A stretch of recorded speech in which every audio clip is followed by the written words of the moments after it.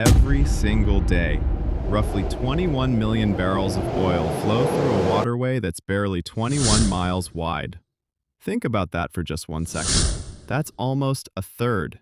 A third of the world's traded oil passes through this one narrow strait. 1/3. But here's what keeps energy analysts and government officials awake at night. This entire flow could be shut down, completely shut down, by one country in literally a few hours. And it's not just theory, it's happened before. In 1987, ships started exploding in these waters.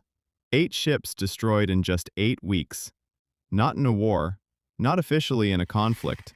They just exploded. Holes in their hulls, oil spilling into the sea. Insurance companies started refusing to cover vessels passing through. The whole industry panicked. Oil prices skyrocketed overnight. Global economies started holding their breath. Today, we're diving deep into the Strait of Hormuz, the most strategically important 21 miles of ocean on planet Earth. And by the end of this video, you're going to understand why what happens there could fundamentally change your life. So let's start with the basics. Where exactly is this place, and why does it matter so much? The Strait of Hormuz sits right here in the Middle East. On one side, you've got Iran. On the other side, you've got Oman. Between them is this narrow passage that connects the Persian Gulf to the Gulf of Oman, and then out to the Indian Ocean beyond.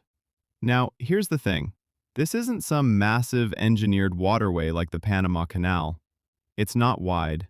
It's not particularly deep. The deepest parts are around 300 meters, roughly 1,000 feet. The narrowest section is about 34 kilometers across. That sounds wide until you realize what's trying to fit through it. These aren't regular ships. We're talking about vessels that are 300 meters long, longer than the Titanic. Some are wider than 5-story buildings are tall. These tankers are absolutely massive. And when you're trying to move something that size through a narrow strait, while other equally massive ships are also trying to get through, it's like threading a needle while riding a motorcycle on a highway. And there's another problem.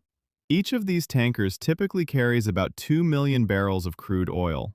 That's roughly 318 million liters of oil on a single ship.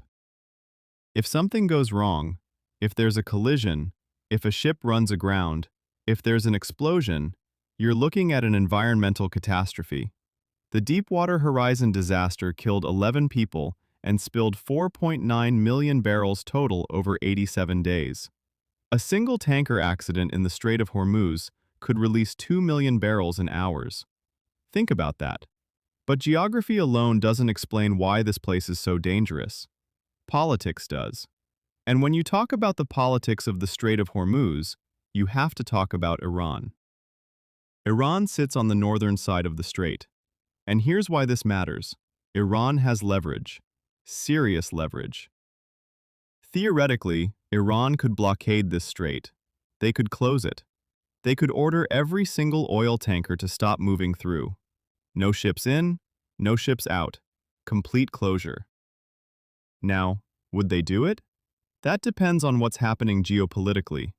But the fact that they could do it, that's enough. May 2019. 5 tanker ships got attacked in the Gulf of Oman near the strait. These weren't military vessels. They were commercial tankers carrying oil and fuel. All 5 reported similar incidents.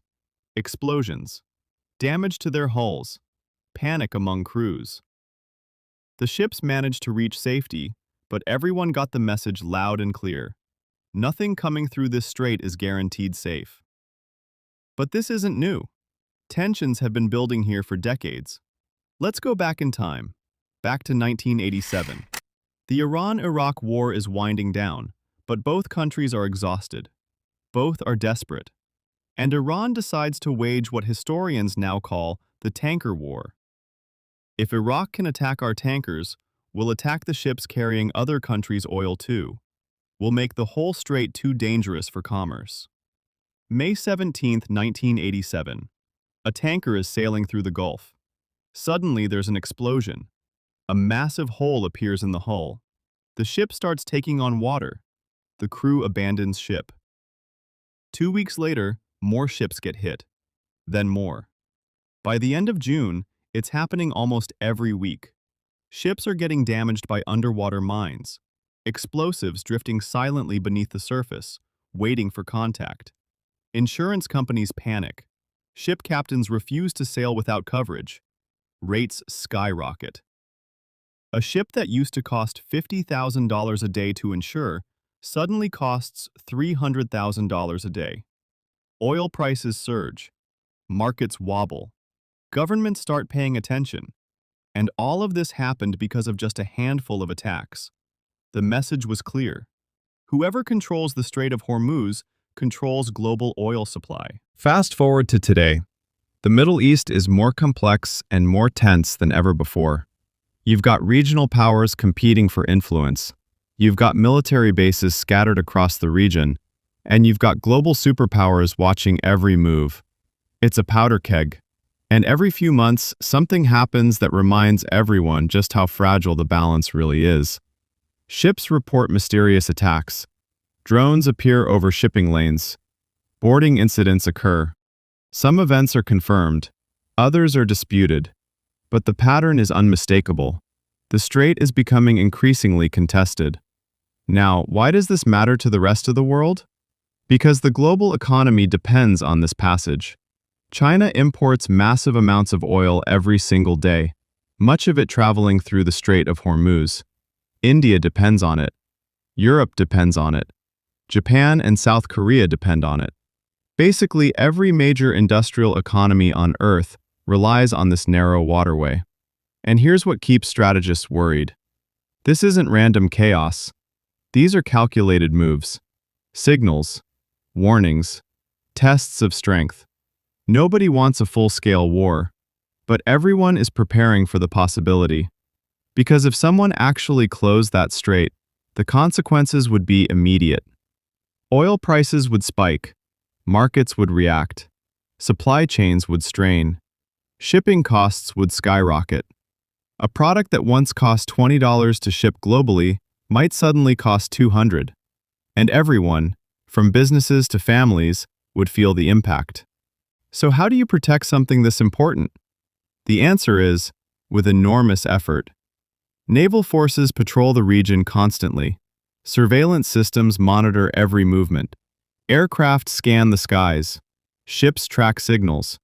But even with all of that, no one can guarantee absolute safety. Modern warfare isn't just about missiles and ships anymore. It's about speed, technology, strategy. Small, fast boats can swarm larger vessels. Cyber attacks can disrupt navigation systems. Digital interference can confuse communications.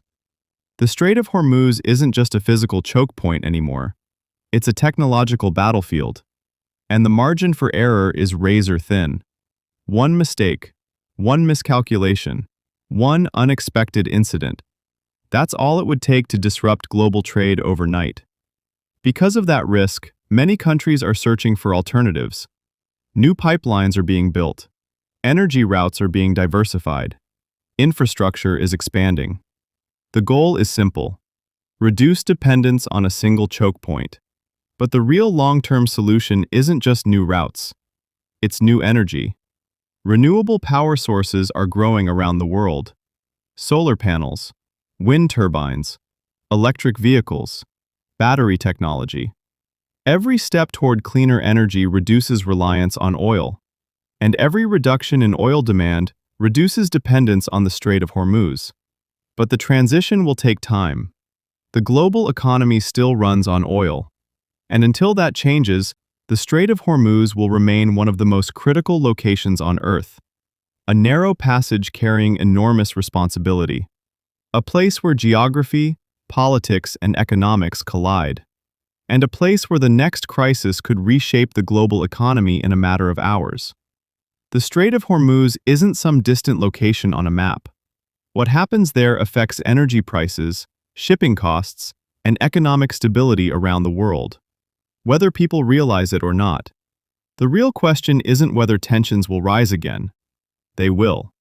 The real question is whether the world will be ready when the next crisis arrives. That's the challenge facing governments, industries, and economies everywhere. Because in today's interconnected world, a problem in one narrow strait can ripple across the entire planet.